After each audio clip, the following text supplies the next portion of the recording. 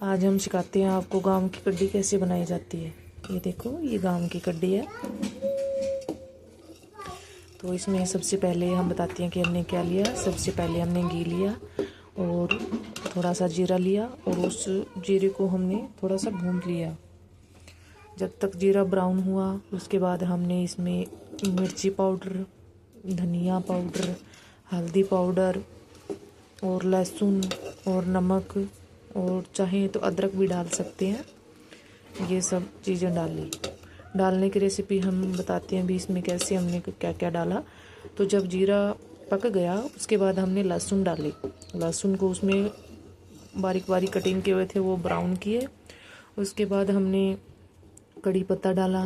कड़ी पत्ता ना हो तो भी चल जाता है।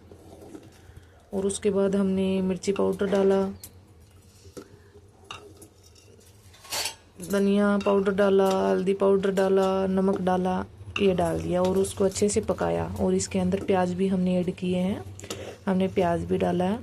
हरी मिर्च थी वो हमने जब जीरा भुना था और लहसुन पक गए थे उसके बाद हमने हरी मिर्च कटिंग की थी वो भी इसके अंदर ऐड कर दिया था। उसके बाद हमने ली थी लस्सी। लस्सी में हमने डाला ये जो चने का आटा होता है, बेसन बोलते हैं हम उसको।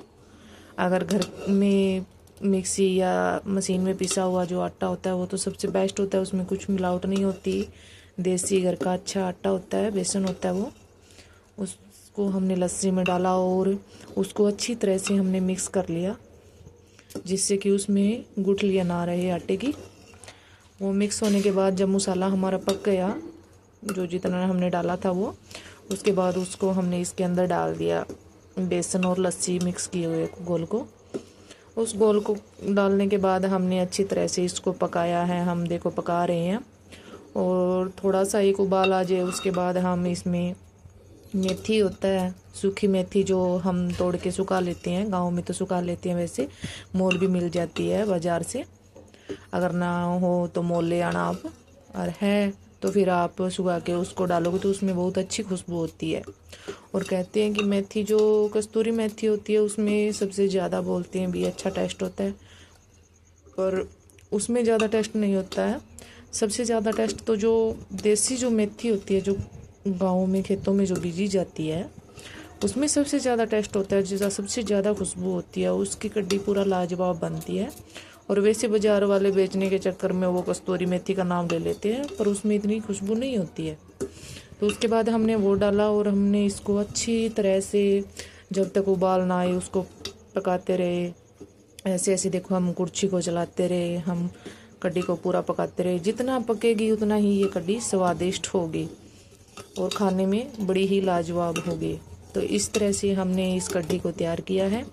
और जब ये पक जाती है फिर उसको हम अपने रोटियों के साथ अच्छे से खाते हैं। जैसे कि हम ऐसे सीधा भी इसको खा के टेस्ट करके देखें तो बहुत ही स्वादिष्ट होती है। तो गाँव की ये देसी एक कड्डी होती है जो सबसे फ़ायदेमंद होती है। इसमें कोई केमिकल वगैरह कुछ भी नहीं होता, ये देसी मतलब सामान से तैयार होती है। तो ये सबसे अच्छी और सबसे बेस्ट और खाने में सबसे स्वादिष्ट होती है।